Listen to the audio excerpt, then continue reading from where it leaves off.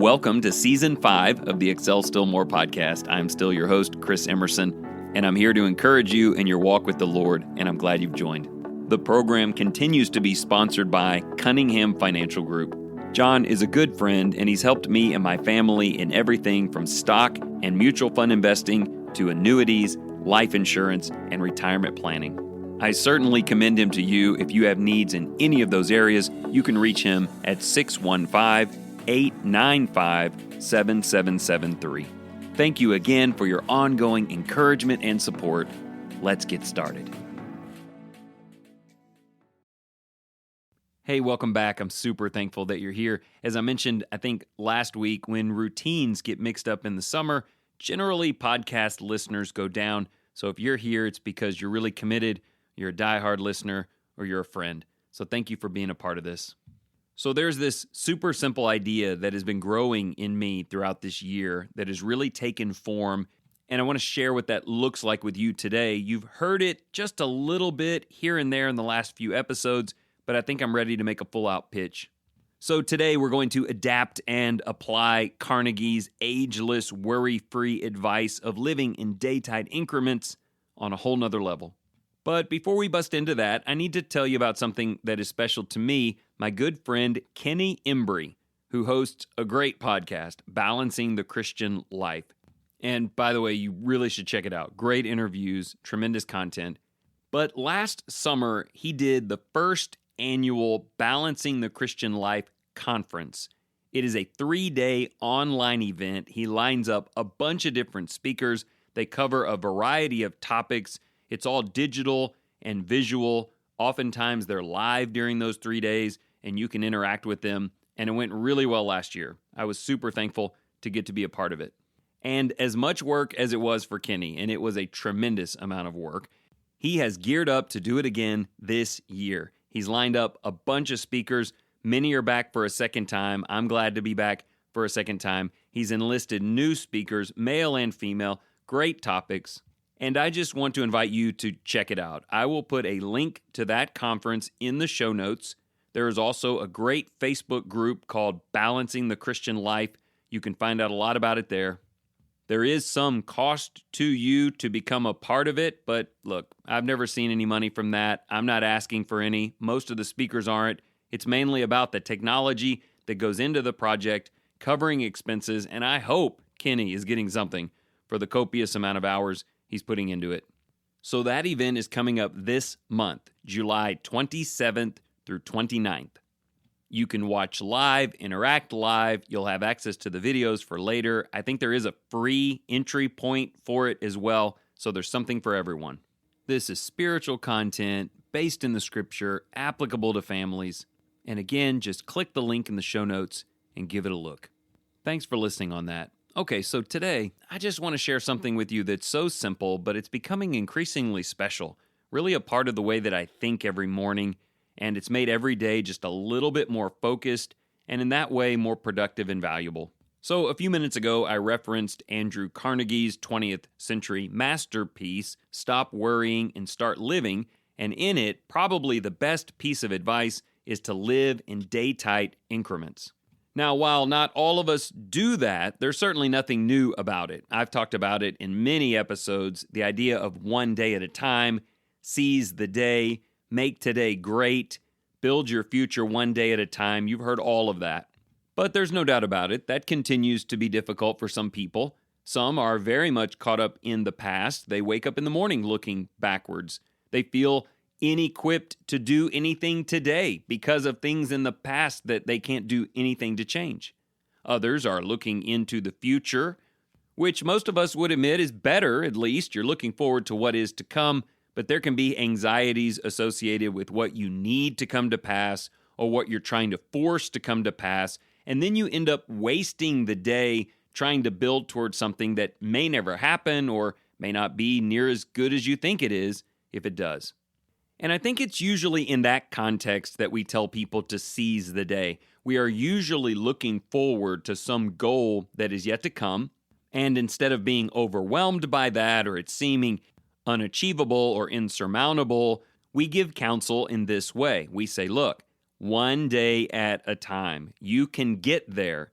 There is a level to which you're trying to get. It is a series of small steps, and each day is one of those steps. We usually package it in terms of what you can manage. Wherever you're trying to get, you can take the right step today. Everybody, through prayer and faith and focus, can do the right thing through a 24-hour period. Get that right. And then you wake up tomorrow and you live that one day at a time and you get it right, and it starts to build towards something. As you'll hear today, I'm a lot less excited about that approach to the reason you're living today than I was in the past, but I have to admit, I was all in on this in the past.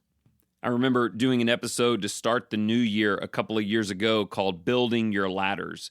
The idea that you look somewhere in the future, 6 months or 12 months or 2 years, and you see this platform where you can visualize yourself being. And you have to know what better looks like to ever get there. And then you need to build a ladder.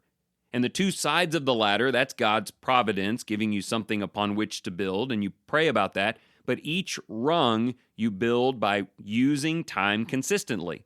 So maybe there's 12 rungs, and so you build one per month, and then you repeat in February and do the same exact thing in March, and you can even break that down into weeks or days.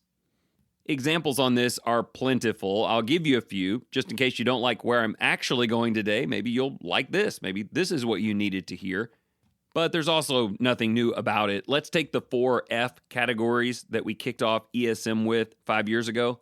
Let's say fitness. You want to lose 20 pounds. How do you do that? The only way you get there is today you don't eat carbs. And then tomorrow you live the day well without carbs. And you just stack well-lived days, and I do like that idea, well-lived days, controlled days on top of each other, and that's how you get where you want to go. If it's a finance issue and you're trying to get out of debt, then you make your own coffee on a Monday. You don't spend $5 at Starbucks or wherever. Or you just take a day off of Amazon, and then you get up tomorrow and you repeat that.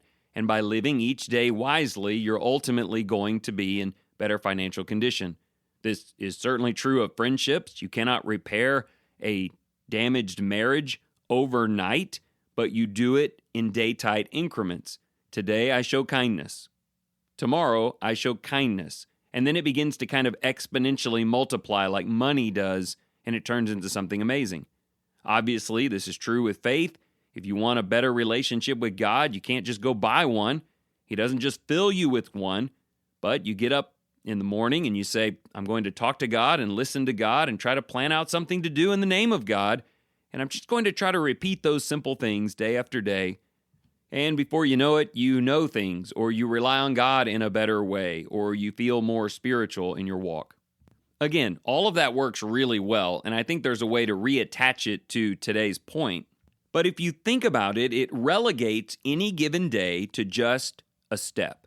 Just a tiny little, seemingly insignificant sliver of the puzzle you're trying to piece together.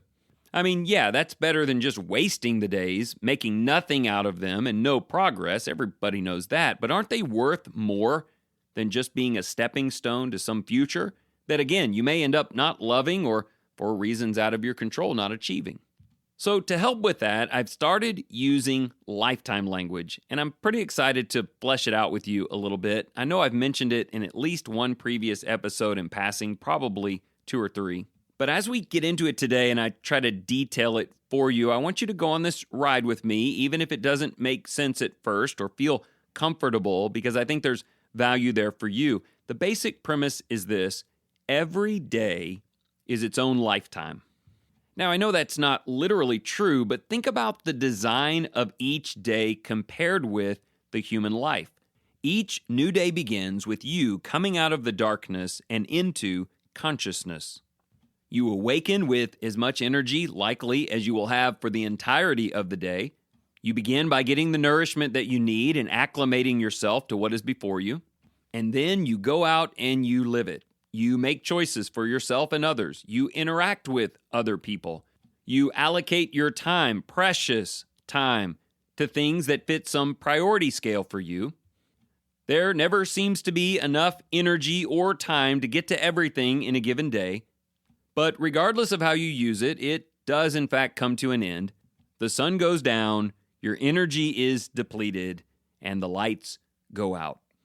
Isn't that a fairly accurate microcosm of what an entire lifetime is? No matter how long you live it, you come into consciousness, you learn, you grow, you get nourished, you're filled with energy, and then you launch out and you engage in whatever mental or physical or spiritual things that draw your attention. You make choices, you make sacrifices, and it all goes by far too quickly. There's never enough time, never enough energy to do everything, and eventually, like it or not, the energy runs low, the activity ceases, and you leave this life behind. But for me, it's a lot more than just this interesting comparison between the two, and yeah, they're a lot alike. There's so much more to see here. Let me share something super obvious with you and see if you can make a connection. So I think it's true that each individual day is a lot like the entire arc of a lifetime, but they also have an inseparable relationship because your lifetime, wherever you are in it or however long it will last, is just a string of those days. So here's what I've been working on. If I can get you to back up and look at your lifetime and talk about what matters most and how you want things to be balanced, maybe you can look at what has been happening or is happening or will happen. But for today, I just want you to think about the ideal balance of your life. If I was living this life the best way I knew how, here's what it basically will look like, then you will have an incredible tool to direct the way you live each and every day that you're here. So let me fashion it in this way. If you were at the end of your lifetime looking back and you believed you had lived it really, really well, what would make it so? What kind of balance would there be? Let me express a few things from my point of view since I'm the one in front of a microphone today, and I'll use some of the same old 4F language that we've known for a really long time.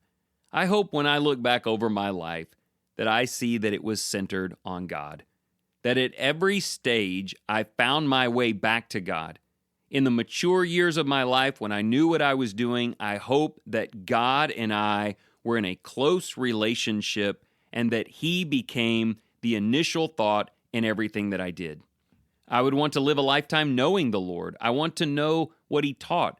I want to know what it's like to be filled with the Spirit. I want to go into His throne room often and know that I live in the palm of His hand.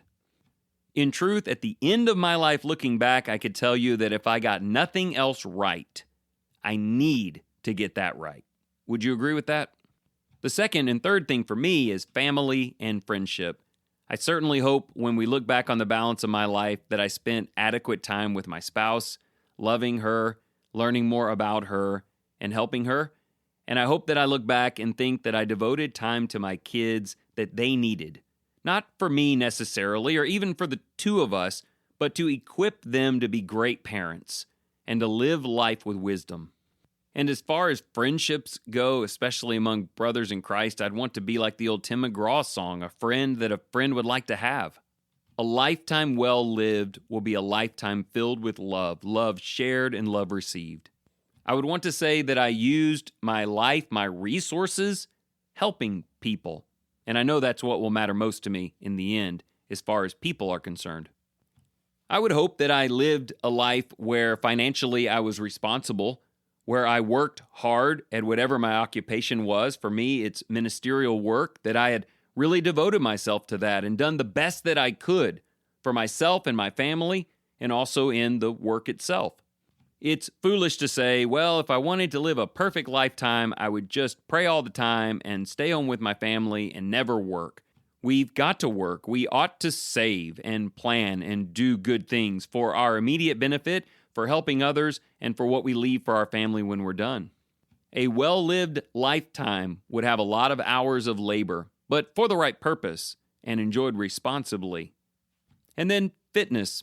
I would hope that my lifetime isn't shortened by the fact that I just refused to take care of myself, that donuts were just too awesome, and I ignored all of what I could have done.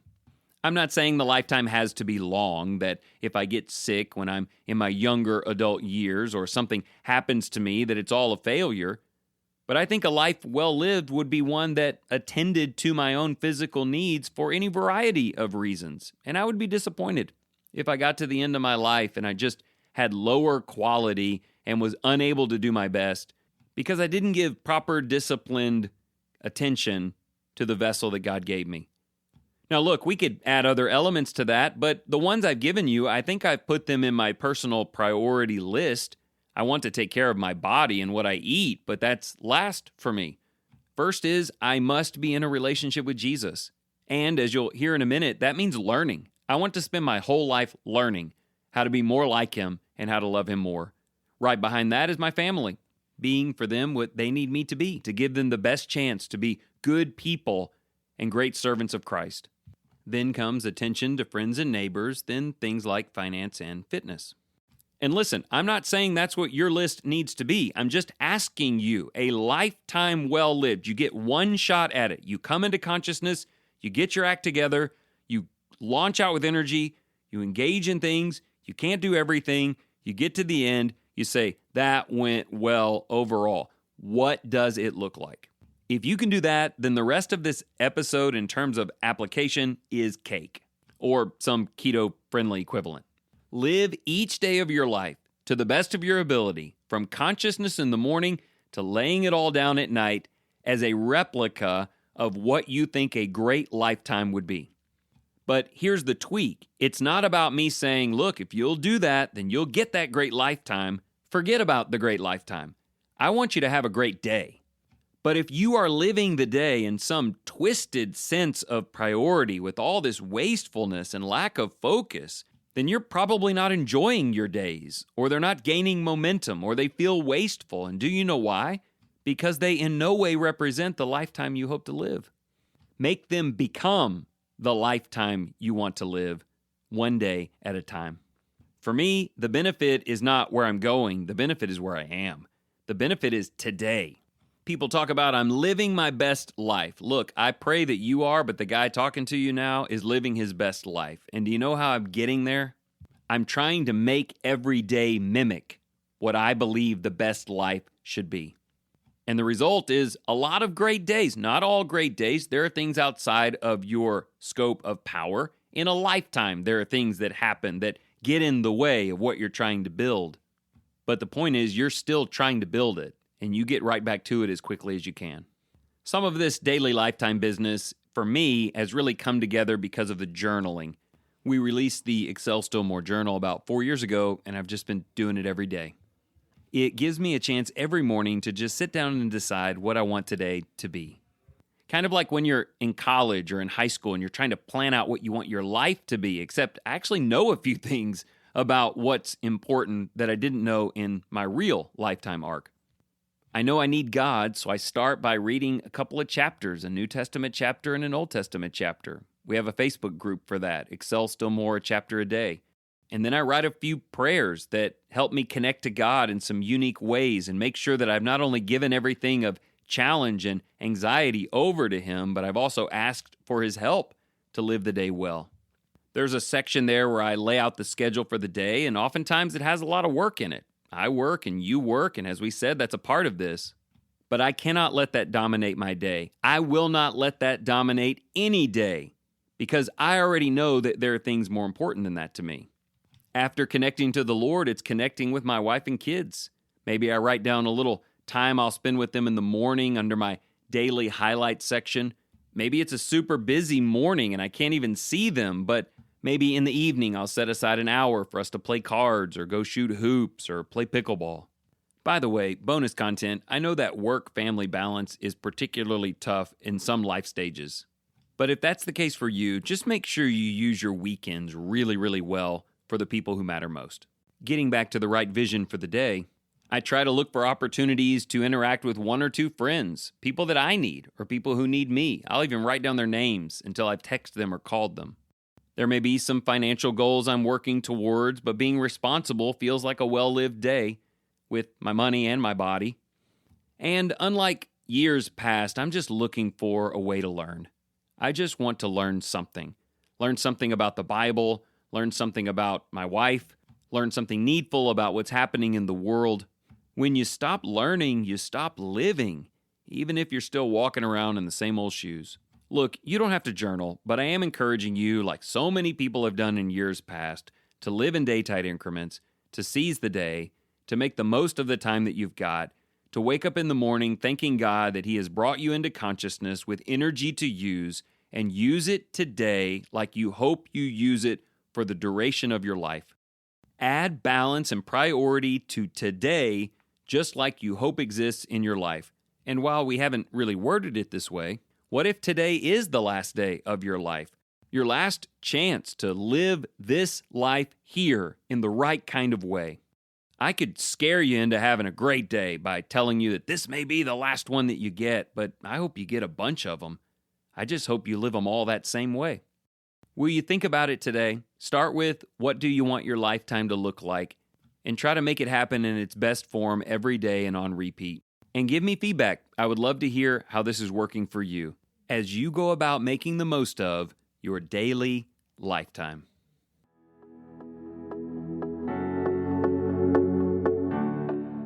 Thank you so much for listening in today. If you enjoyed this program, will you share it with someone you care about?